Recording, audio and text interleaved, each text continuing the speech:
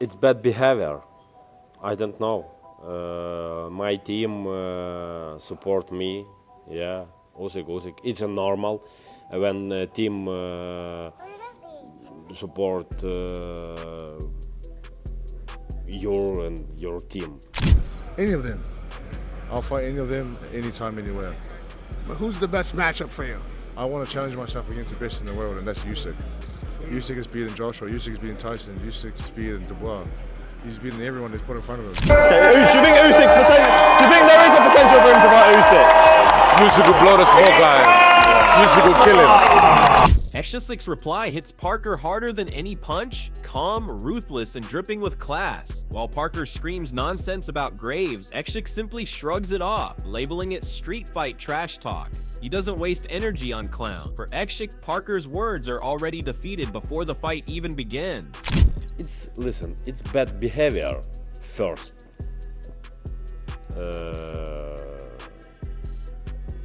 Enough. Yeah, it's not big about sports. It's like street fight, yeah. If my man who support me, yeah, I kill you, boom, boom. Listen, for me, I don't care. I don't. But Parker still tries to sound bold, pretending he's ready for the king. His words land cheap, but Usyk's reaction is pure fire. That grave comment crossed every line, igniting a fuse in the Ukrainian champion. Usyk isn't laughing anymore. He's deadly serious. Parker wanted controversy? He's just created a monster ready to silence him inside the ring. I'm here, I'm waiting, I'm determined. I want to fight the best, and you're the best. It's going to be the battle of the gaps. Who's got the best gap in the business? And I think I got the best one. When you're done, when you're finished with your holiday, Billow calls it straight. Parker is dangerous, but not enough. After throwing those disgusting low blow words outside the ring, Parker has already lost respect. Usyk, meanwhile, has shifted gears. He's no longer just boxing for belts. He's hunting for pride, ready to beat Parker into silence. It'll be interesting to see if that's going to make a difference against Oleksandr Usyk. I do think he's in the fight. I do think it's a dangerous fight, but ultimately, I think it's one he'll lose. And Billow digs deeper, pointing out Parker's biggest struggle. He exposes the truth. Parker is rusted. Too many pauses. No rhythm. No fire. Against Usyk. That's suicide. You can't step in half-cooked against a man this sharp. Parker might talk tough outside the ring, but inside, inactivity will make him look lost and helpless. Fighters, Joseph Parker is struggling from inactivity at the moment because he's been so used to fighting back to back to back. Yeah, you it's know, not his own fault by any means. No, it's not a disturbance in the Bacoli fight that it was all going ahead, and you know, Bacoli jumps in. Sorry, you know, all the disturbance of the Dubois fight. That's right. It's just. He's in a rock and a hard place, Joseph Parker, because he knows the shot's coming, but he also wants to stay busy and act. McKenzie says it loud levels.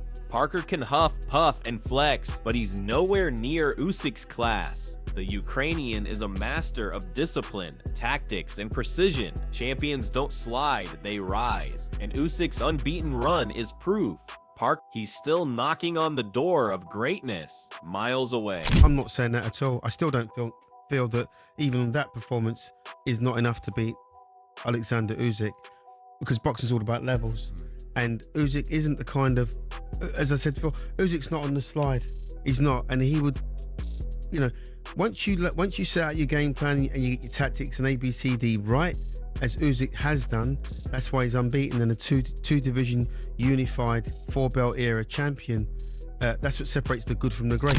Andy Lee claims Parker has erased those pauses that cost him before, but against Oleksandr Usyk, this isn't enough. Usyk doesn't just wait for mistakes, he creates them. His angles, feints, and relentless pressure force even disciplined fighters to break. Parker's improvements might work against mid-level opposition, but Usyk operates on an entirely different level. The Ukrainian thrives on mental warfare, dictating pace and rhythm, dragging opponents into his trap. Parker may train endlessly to remove breaks, but the ring tells a harsher truth. Usyk's style ensures flaws are exposed sooner or later. Eliminating pauses doesn't erase the gulf in class. Against the pound-for-pound king, Parker's fix is just a temporary patch on a much bigger problem. Everybody wants to fight the best of their era. Hamza wants to fight Canelo. Joe wants to fight Usyk.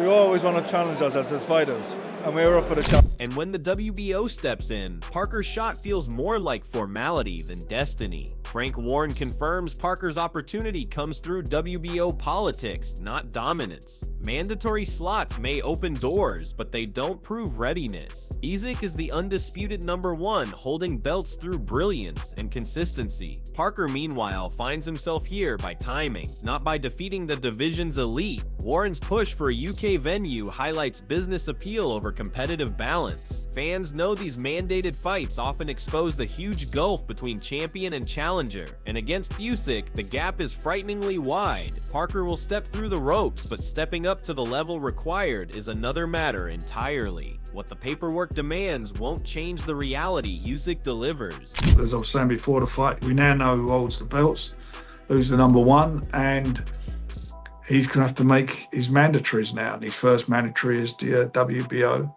against Joe Parker. So Joe Parker will get his opportunity. That's BO basically said we've got to start negotiating with each other, and that's what we're doing. I'd love to put the fight on in the UK. Parker insists he's fully focused, backed by his team from both New Zealand and America. But in truth, every challenger says the same before facing greatness. Focus alone won't neutralize Usyk's brilliance. The Ukrainian has dismantled fighters who came in with stronger resumes, sharper tools, and greater physical advantages. Usyk doesn't just test preparation, he breaks it down, forcing opponents to abandon plans under pressure. Parker's commitment sounds noble, but the difference lies in adaptability, a skill Usyk has mastered and Parker hasn't shown at this level. Determination may carry him a few rounds, perhaps moments of competitiveness, but once Usyk switches gears, that focus won't be enough to survive the storm that's coming.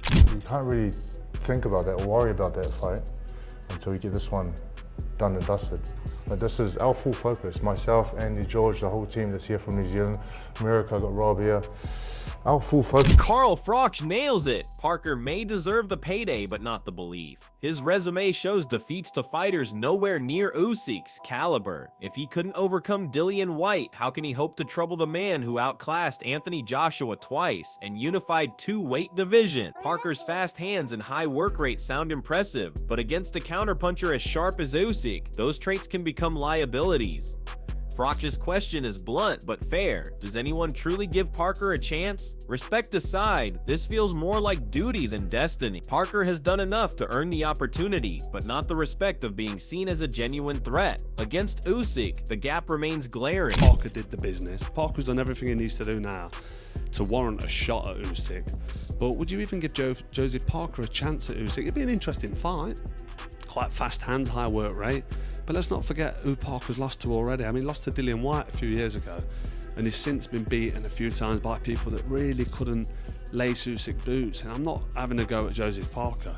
And I do think that if anybody deserves a fight, he does. He deserves the fight, deserves the payday. But is anybody realistically giving Joseph Parker a chance against Oleksandr? Then Mr. Oliver raises the million-dollar question, who on earth can actually beat Usyk? The answer, as of now, is nobody. Yet the WBO mandate drags Parker into the spotlight.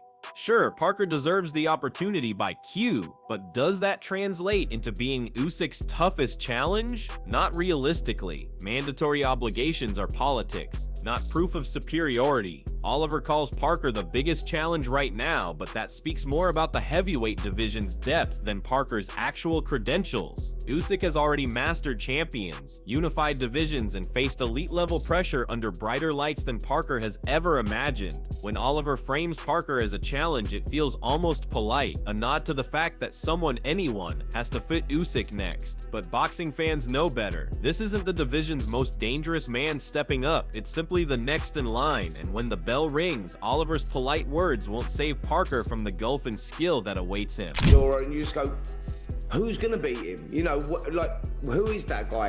I think the guy that deserves a shot next, by the way, is Joseph Parker. He's the guy that's been waiting, and I think the WBO have mandated that fight. So unless Oleksandr Usyk vacates the belt, he will have to fight Joseph Parker next. That'll be an interesting fight. That's probably his biggest challenge. And even Anthony Joshua weighed in, giving Parker his blessing for a second title shot. Joshua shows respect for Parker, backing him for another crack at world glory. But beneath his supportive words lies a harsh reality. AJ knows firsthand the mountain that Usyk represents. If AJ himself, with size, pedigree, and experience, couldn't solve Usyk's puzzle in 2 fights, how can Parker? Joshua admits it openly. Becoming a 2-time champion is brutally difficult. It's not just about talent or desire, it's about having the tools to deal with someone who redefines heavyweight boxing. Parker, while durable and likable, hasn't displayed the adaptability or ring IQ to outthink a technician like Usyk. AJ's rooting for him feels more like a friendly endorsement than genuine belief. In truth, Joshua knows Usyk separates contenders from champions. And while Parker stands at the door, history shows that door is locked tight when Usyk is inside. Support and goodwill won't bridge that gap. He needs a world title shot. He was supposed to get it tonight, and he will get it, 100%. And I'm rooting for him to become 2-time champion of the world. It's not an easy feat.